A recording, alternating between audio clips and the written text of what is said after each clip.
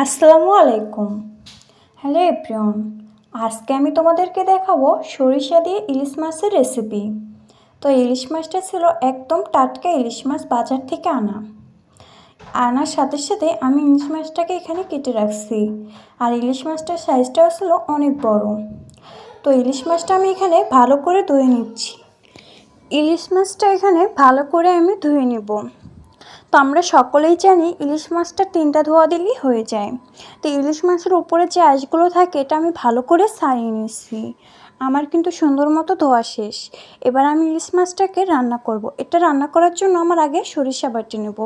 যেহেতু এটা আমি সরিষা দিয়ে রান্না করব, তাই আমি এটাকে আগে সরিষা বেটে নিচ্ছি।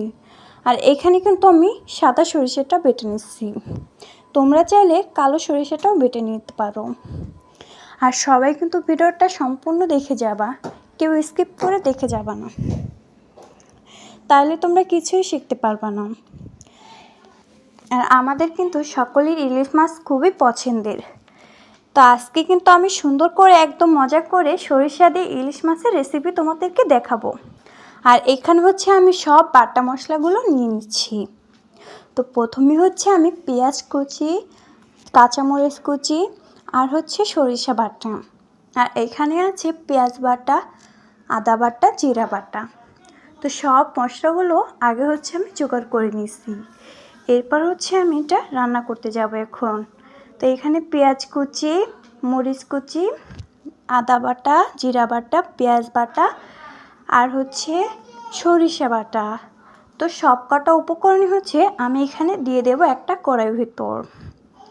তারপর দিয়ে দেব হলুদের গুঁড়া, মরিচের গুঁড়া আর স্বাদ মতো লবণ।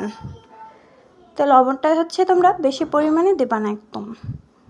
এরপর আমি এখানে অ্যাড করে নিচ্ছি তেল। তেলটা দেওয়ার পর আমি ভালো করে মাছগুলো উপর দিয়ে দিচ্ছি। আর মাছগুলো আমি সুন্দর করে এই মশলাগুলো দিয়ে উপর দিয়ে ভালো করে মেখে নিচ্ছি। আর এইভাবে করে কিন্তু তোমরা মাছগুলো মেখে নেবা। ভালো করে মশলা দিয়ে মাছগুলো ভালো করে না মাখলে কিন্তু মশলাটা মাছের ভিতরে ঢুকবে না। আমার আরেকটু পরিমাণে তেল দরকার ছিল, তাই আমি আরেকটু তেল দিয়ে নিচ্ছি।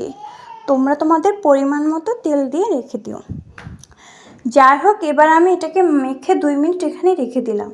তারপর হচ্ছে আমি একটা চুলার ভিতর বসিয়ে দিচ্ছি। আর যখনই তোমরা একটু মাছটা উল্টাই দেবা, যখনই দেখবা যে পানিটা একটু উতরাই আসছে, তখনই মাছটা তোমরা উল্টাই দেবা। আর এই মাছটা কিন্তু মেনই হচ্ছে তোমরা এটা ভালো করে কষাই নিবা এখানে। আর এটা কিন্তু বেশি লাড়া যাবে না, তাহলে মাছটা হচ্ছে ভেঙে যাবে। আর যখনই দেখবা যে মশলাটা নিচের থেকে একদম লেগে আসছে, তখনই হচ্ছে তোমরা তোমাদের পরিমাণ মতো এখানে পানি অ্যাড করে দিবা। তো আমি তোমাদের সম্পূর্ণ ভিডিও এখানে দেখাতে পারিনি, আমি তোমাদেরকে মুখে বুঝে বলে দিচ্ছি। যাই হোক, আমি এখানে পানি অ্যাড করে নিয়েছি, আমার মতো করে পরিমাণ মতো পানি অ্যাড করে নিয়েছি। পরিমাণ মতো পানি অ্যাড করার পর এটাকে তোমরা 10 মিনিটের জন্য রেখে দেবা ঢেকে। আর মাছটাকে বারবার লাড়া যাবে না, আমি তোমাদের দেখানোর জন্য জাস্ট একটু লেড়ে দেখাইতেছিলাম।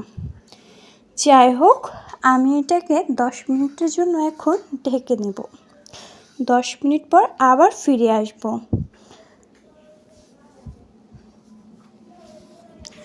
10 মিনিট পর ফিরে আসলাম। আর দেখতেই পারতেছো আমার মাছের ঝোলটা কিন্তু অনেকটা টেনে আসছে। তোমরা তোমাদের পরিমাণ মতো মাছের ঝোল রাখতে পারো। তো আমি যেহেতু আরেকটু মাছের ঝোল টানাবো, তাই আমি আরেকটু চুলায় রেখে দিচ্ছি। আর চুলার আঁচটা একদম ডিপ করে দিতে হবে। তো এই তো দেখতে পারতেছো আমি চুলার আঁচটা একদম ডিপ করে দিচ্ছি। আর আমার মাছটা কিন্তু পুরো কমপ্লিট হয়ে গেছে। এই ছিল আমার ফাইনাল লুক। তো কেমন হয়েছে আমার রেসিপিটা একবার তোমরা বাসায় বানিয়ে দেখে নিও আমার মতো করে। একদম পেট ভরে ভাত খেতে পারবা এটা দিয়ে।